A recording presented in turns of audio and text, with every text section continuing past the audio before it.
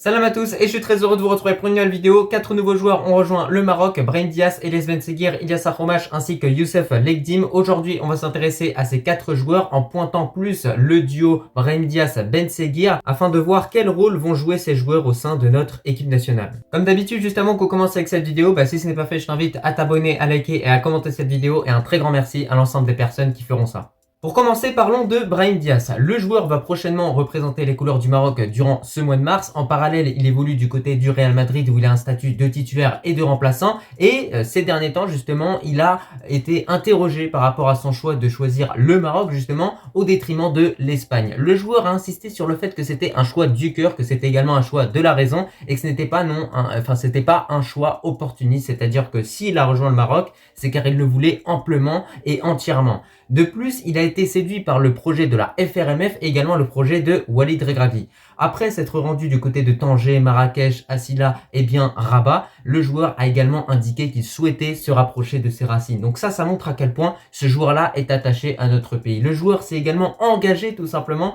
à apprendre le Darija. Ça, c'est quelque chose d'exceptionnel. Je pense qu'il y a même certains joueurs qui jouaient avant dans notre équipe nationale qui ne connaissaient pas la langue, comme Sofiane Bouffal, Amin Harit aussi. Donc voilà.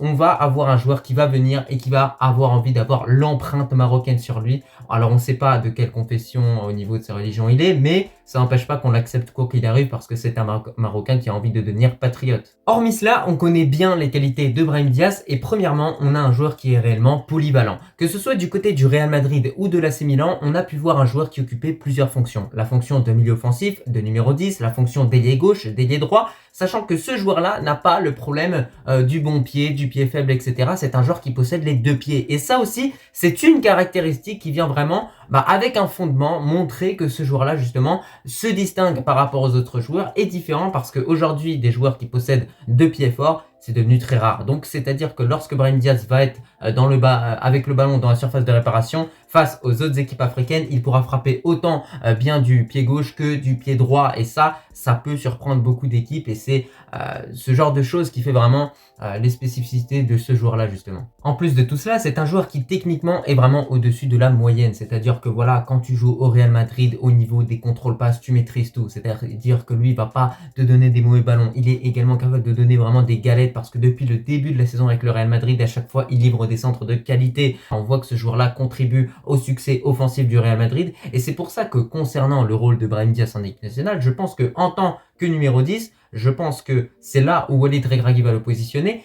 C'est un joueur qui peut changer complètement le visage offensif de notre équipe nationale, peut-être nous permettre d'être un peu plus efficace devant les buts, mais surtout nous permettre de nous créer un maximum d'occasions. Parce que Brahim Diaz est un joueur qui va te permettre de t'amener au but, de te créer des occasions, un joueur qui va également faire des différences par sa percussion. On a pu voir qu'à plusieurs reprises avec l'AC Milan, il a pu mettre des solo goals, clairement, des buts où il part solo et il arrive à dribbler toute une défense. Donc c'est pour ça qu'il ne faut pas sous-estimer ce joueur-là, il ne faut pas non plus le surcoter. Mais honnêtement, quand on voit l'ensemble et le panel de qualité qu'il a, on ne peut que être satisfait de savoir que ce joueur-là, dans quelques jours, même pas une semaine, il va être avec le maillot du Maroc et il va pouvoir défendre notre pays. Donc ce qu'il faut retenir, c'est que Brahim Diaz va permettre au Maroc de se créer un nombre d'occasions incalculable. Et on sait à quel point on en a besoin d'occasions. Voilà, on a besoin parfois d'avoir 3 occasions avant de marquer le but du 1-0 parce que devant El Nisri et El Kaabi ne sont pas toujours efficaces. Donc forcément, Brahim Diaz va venir nous faciliter la tâche vis-à-vis de cet aspect-là. C'est également un joueur que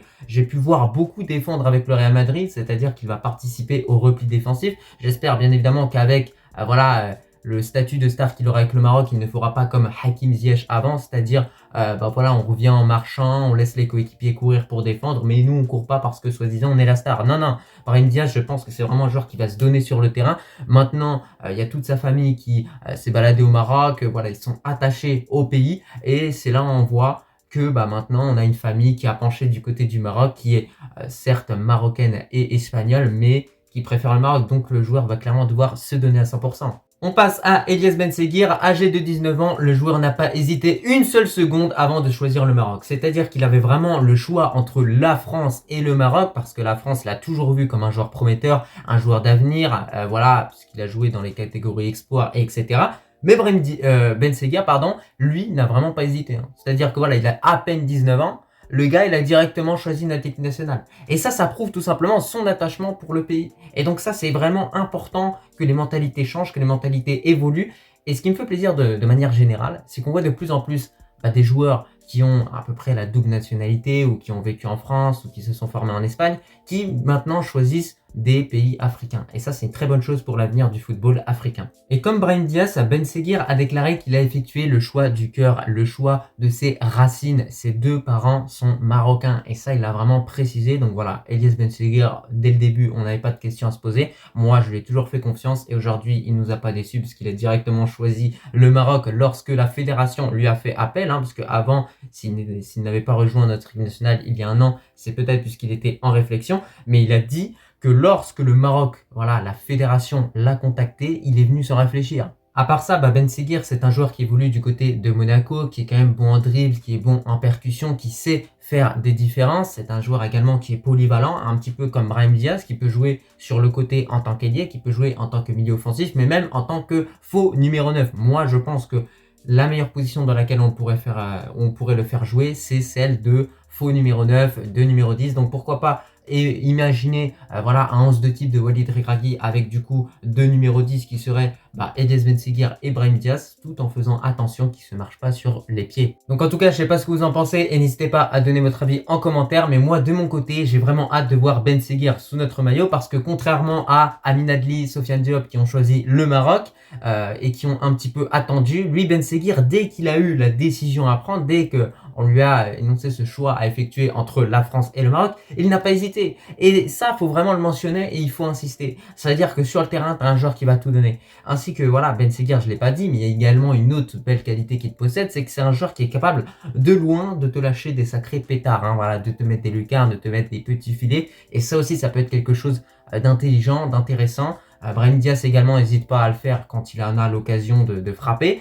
Et on sait à quel point le Maroc parfois face à des blocs bas, c'est un petit peu compliqué. On doit passer sur les côtés, on doit centrer. Et ce type de joueurs comme Brahim Diaz et Ben Seguir pourront tenter de tirer de loin, notamment pour déstabiliser les défenses adverses. Troisièmement, on a Ilyas Akhromach. Alors contrairement à Ben Seguir et Brahim Diaz, lui, Ilyas Akhromach, ça fait un certain temps qu'il avait déjà tranché et choisi le Maroc, alors que du côté des équipes jeunes de l'Espagne, il avait le brassard de capitaine, il était titulaire indiscutable, bref, il avait vraiment tous les privilèges. Et lui, par rapport à Lamine Yamal, il a directement choisi le Maroc. Donc cela vous montre encore une fois qu'on a des Marocains de la diaspora qui sont attachés pleinement à notre pays. Et Walid Regragui, justement, a décidé de mettre ça en lumière. Et c'est une des raisons pour lesquelles il a fait appel à tous ces joueurs-là. À part ça, Ilyas Akhromach est un joueur qui, depuis quelques temps, excelle à Villarreal, qui a quasiment un statut de titulaire indiscutable. J'ai bien dit quasiment, je n'ai pas dit qu'il était tout le temps titulaire. Mais petit à petit, il commence à acquérir ce statut, qui est dans une bonne équipe comme Villarreal.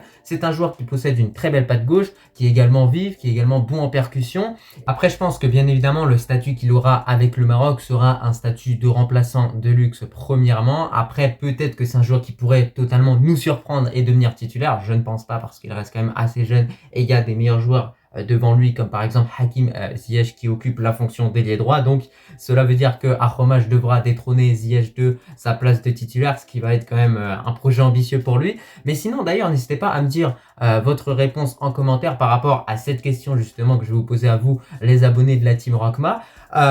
Est-ce que vous trouvez que Ezzalzouli est plus fort que Akhromach ou est-ce que vous trouvez que c'est le contraire? Alors moi vis-à-vis de ça, actuellement, quand on prend les deux joueurs actuellement au vu de leur forme, je dirais que Akhromach est supérieur par rapport à Ezzalzouli. Enfin, on a Youssef Lekhedim ou bien Youssef Lekdim, je ne sais pas comment ça se prononce, mais dans tous les cas, on a un joueur qui évolue du côté du Real Madrid Castilla, donc c'est-à-dire les jeunes du Real Madrid. Prochainement, il va avoir un parcours similaire à Achraf Hakimi, c'est-à-dire qu'il va intégrer le groupe A du Real Madrid, l'équipe première, et donc il va commencer à avoir quelques minutes en Copa del Rey, même dans certains matchs de Liga, et ça va être très intéressant. Il faut qu'il poursuive vraiment sa progression et surtout qu'il reste au Real Madrid. Alors par rapport à ce joueur-là, il est bon en centre, c'est un joueur qui est actif également sur son couloir. J'ai pu l'observer lorsque le Maroc a joué, enfin voilà, l'équipe U20 a pu jouer. J'ai vu un joueur qui était très actif sur son côté, qui est également très rapide. Et surtout, il y a une information à prendre en compte par rapport à ce joueur-là qui montre vraiment son attachement envers le royaume du Maroc. C'est tout simplement que son père est espagnol, sa mère est marocaine, mais malgré ça, il a quand même choisi le Maroc. Ça quand même, c'est exceptionnel. Donc voilà, on remercie sa mère en quelque sorte pour le travail qui a dû également l'inciter à rejoindre le Maroc. Mais aujourd'hui, voilà, c'est un joueur qui est respecté, c'est un joueur qui est convoqué par Walid Regragui et je pense qu'il pourra totalement bien remplir la fonction de défenseur gauche pour remplacer en cas de blessure Atiatalla qui devrait être logiquement le titulaire. Donc voilà, on voit encore une fois qu'au niveau de cette vidéo, on a vraiment 4 lions de l'Atlas qui ont montré de façon factuelle, de façon prouvée et cohérente qu'ils sont attachés à notre pays. Et je pense que c'est vraiment ça que Walid Regragui a voulu mettre en lumière, c'est ça que Walid Regragui a voulu montrer, et c'est un exemple à prendre pour tous les autres pays africains. C'est-à-dire voilà, d'avoir des joueurs qui évoluent en France, qui évoluent en Espagne, etc., qui pourraient choisir la France ou bien l'Espagne et qui ont quand même choisi le Maroc. Donc ça, c'est vraiment une très bonne chose. Et on voit que sur ces dernières années, au niveau des batailles Maroc-Espagne pour les binationaux, souvent c'est le Maroc qui les remporte. Pourquoi? Parce qu'il y a également ce parcours en Coupe du Monde qui a un poids immense en tout cas dans la décision de tous ces joueurs-là. En tout cas, c'était un petit peu tout pour cette vidéo. J'espère qu'elle t'a plu. Tu l'as vu, on a parlé de ces 4 nouveaux joueurs qui ont rejoint notre équipe nationale. J'ai vraiment hâte de les voir justement avec notre maillot. J'arrive toujours pas à y croire que Brahim Diaz a été sélectionné avec le Maroc. Il va porter notre maillot, qu'il va former un magnifique duo avec Ziyech, avec Hakimi. Ça va être assez incroyable. Pareil pour Ben Seguir de l'autre côté. C'est un joueur qui est très prometteur, qui est encore très jeune. Donc voilà, bref, il y a plein d'autres choses. Sans oublier Ilyas Akhomash et également Youssef Lekheldim. C'est vraiment incroyable ce qui est en train de se passer. Bravo à l'Ekcha, bravo également à Walid Regragui, bravo à la fédération de façon générale. Et pour finir, Allah Al-Watan Al-Malik. Et je vous dis tout simplement à la prochaine.